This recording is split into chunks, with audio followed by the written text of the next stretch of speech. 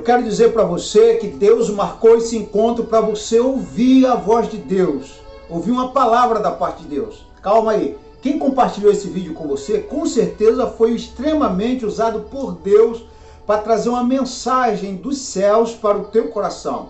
Eu gostaria de ler aqui junto contigo, capítulo 6 do livro do profeta Isaías, apenas um versículo para nossa breve meditação. Eu tenho certeza que Deus vai falar algo dentro de você. Isaías 6, versículo 1 diz assim: No ano em que morreu o rei Uzias, eu vi o Senhor assentado sobre um alto e sublime trono, e o seu séquito enchia o templo. Isaías teve uma grande experiência aqui nesse texto, neste versículo. A Bíblia mostra no capítulo 6 do livro deste profeta que este episódio aqui marca o divisor de águas no seu ministério. Aquele homem que teve um ministério de quase 60 anos, foram 59 anos de ministério. Foi o maior profeta do Antigo Testamento, o homem que profetizou acerca do Messias, um homem que tem aí um histórico de grandes referências, um homem de Deus. Aquele homem, ele teve a sua vida marcada a partir do capítulo 6. A Bíblia diz que no ano em que morreu o rei Uzias, algo teve que morrer para que Isaías desse início, o pontapé inicial do seu ministério. Dependeu da morte de Uzias. E quem foi Uzias? A Bíblia diz no capítulo 1 de Isaías, no primeiro versículo, que ele era filho de Amós. Não é Amós com S, profeta Amós, mas Amós com Z. Esse Amós era príncipe de Judá. Esse Amós era irmão de Amazias. Amazias era rei, Amós era príncipe, irmão do rei. Então, se Isaías era filho de Amós, filho de um príncipe, ele era sobrinho de um rei. E quando esse rei morreu, quem assumiu foi o filho do rei, foi Uzias que assumiu no lugar de Amazias, o seu pai. Então, Uzias e Isaías eram primos. E quando Uzias ele assumiu o trono, a Bíblia diz que ele, no capítulo 26 de 2 Crônicas, ele foi um dos maiores reis da história de Israel. Ele reforçou o exército, ele tinha 307 mil soldados, dominado por cerca de 2.600 chefes de tropa. Aquele homem lá, o rei Uzias, ele era o maior monarca da sua história. Ele que começou a governar com 16 anos, governou por 52 anos, foi até os 68, quando morreu de lepra. Mas antes de morrer de lepra, ele que edificou cidades, cavou poços, estruturou cidades, estruturou exército, fez a catapulta para lançar pedras, fez armas para lançar lanças e flechas. Aquele homem era respeitado da Palestina até toda a região do Egito. Todo mundo queria ser amigo do rei, todo mundo queria bajulá-lo, se aproximar dele. Mas para se aproximar do rei, era preciso passar por Isaías. Por quê? Porque Isaías ele era como se fosse braço direito do rei. Não só por ser primo, não só por ser de sangue azul, não só por ser da mesma linhagem de uma dinastia real de Judá. Isaías, ele era um cronista, ele era escritor, biógrafo do rei, ele escrevia tudo que o rei fazia. Ele era a pessoa responsável por agendar os afazeres do rei. Então ninguém falava com o rei sem antes falar com Isaías. A verdade é que nós vemos por trás disso um homem que tinha prestígio, privilégio de ter um primo que era rei. Ele tinha prestígios, mas no dia que aquele prestígio acabou, no dia que aqueles privilégios de ser primo do rei que estava governando acabou, ele disse que foi nesse ano que ele viu o Senhor. Mas parece uma contradição teológica. A experiência de Isaías foge à nossa compreensão, porque a Bíblia mostra o seguinte: o testemunho de Moisés, lá em Êxodo capítulo 33, versículo 20, diz que o homem não pode ver Deus e permanecer vivo, porque o homem que vê Deus morre. Jó, um dos homens mais santos da Bíblia, no capítulo 19, versículo 25 e 26, ele disse: sei que o meu Redentor vive e que o fim se levantará de sobre a terra. Depois de consumir da minha pele, ainda em minha carne, eu verei a Deus. Veja que Jó está mostrando lá no futuro, é uma visão de esperança. Então, aquilo que seria o futuro do presente, do indicativo, mostra que Jó estava olhando alguma coisa que, segundo a sua esperança, ele ia ver Deus. Mas Isaías disse: eu vi o Senhor. Isaías, quando fala eu vi, foi porque aconteceu. Isaías falou no pretérito perfeito do indicativo, ele disse: eu vi o Senhor. João Batista, ele começou a profetizar nas margens do Jordão. No Evangelho de João, capítulo 1, versículo 18, João disse que Deus nunca foi visto por homem nenhum. Agora o João, o evangelista, ele escreveu o Evangelho de João, escreveu as suas 3 cartas, as epístolas de João, escreveu o Apocalipse. Ele diz no capítulo 4 da sua primeira epístola, o versículo 12, ele diz o seguinte: que ninguém jamais viu a Deus. Isaías continua dizendo: eu vi o Senhor.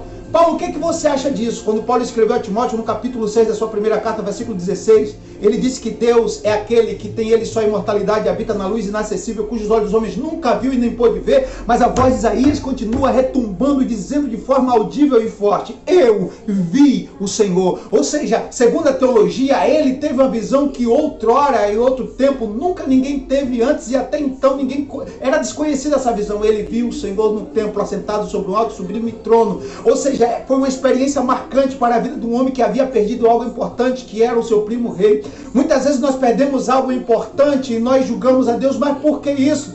Deus está nos ensinando que nessa matemática, muitas coisas para ganharmos é preciso perder outras. É preciso perder algumas coisas para ganhar em outras. Foi preciso que algo morresse para que Isaías visse o Senhor. Muitas vezes Deus trata conosco fazendo com que morram algumas coisas dentro de nós, fazendo com que morram alguns Uzias dentro de nós, fazendo que alguns Uzias faleçam dentro de nós. Alguns Uzias que dão são conotações de prestígios, são sinônimos de conforto. E às vezes Deus quer nos tirar dessa zona de conforto. Às vezes, quando não nos falta nada, nós temos tudo, a gente acha que a nossa vida está perfeita quando nós vivemos uma mediocridade espiritual, uma pobreza espiritual, vivemos numa miséria espiritual. E para às vezes alcançarmos níveis mais altos, como Isaías que profetizou durante 4 reinados, foi preciso que primeiro Uzias morresse. Foi preciso que aquele amparo que era Uzias morresse. Foi preciso que aquele conforto que era Uzias morresse. Muitas vezes os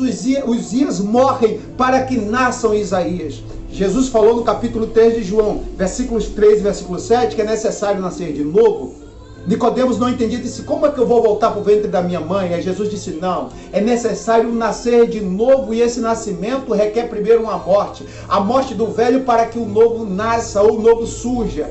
Quando a Bíblia diz o seguinte, no capítulo 2 de Colossenses, versículo 12, Paulo disse: sepultados com ele no batismo, nele também ressuscitaste pela fé no poder de Deus que o ressuscitou dos mortos. Ora, é impossível alguém ressuscitar sem que antes houvesse morrido. A pessoa tem que primeiro morrer para depois ressuscitar. Então, quando Deus estava falando aqui, Deus estava falando para que surja um novo Isaías, é necessário que coisas morram. Morreu um Isaías cronista, junto com o rei. Morreu um Isaías que era bajulado por muitos. Morreu junto com seus prestígios, morreu junto com os privilégios. Quando Deus está tratando de algumas coisas, arrancando de forma cirúrgica, de forma milimétrica, como um grande cirurgião que é, de forma incisiva, Deus vai cortando algumas coisas que nós sentimos dores com isso. Louve a Deus, porque pouco a pouco Deus está matando um Uzias para que ressurja um Isaías.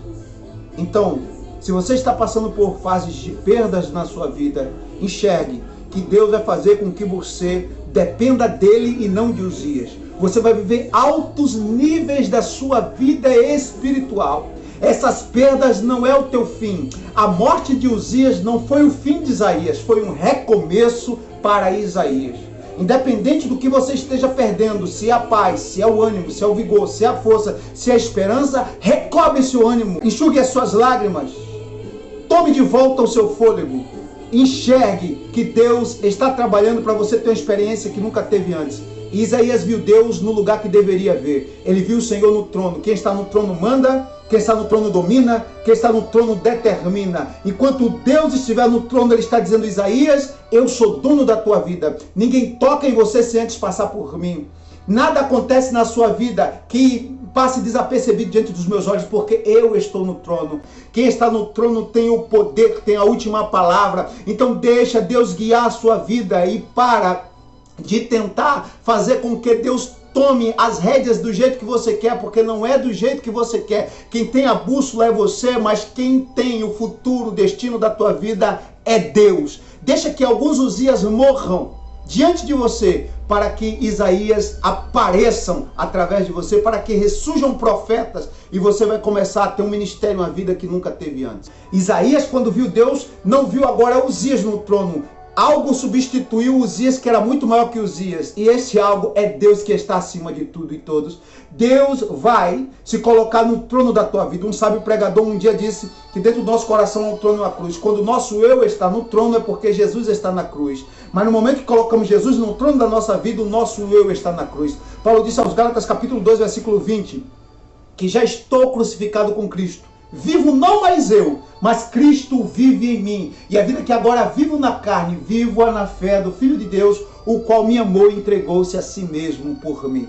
Ei, entenda uma coisa, que o processo que faz a metamorfose da largata virar uma borboleta é o casulo. No casulo morre a largata para ressurgir uma borboleta. Ela fica esquecida por um tempo, ela fica presa ali por um tempo, talvez ela fique em quarentena por um tempo, mas é necessário que algumas coisas morram como largata para que surjam borboletas.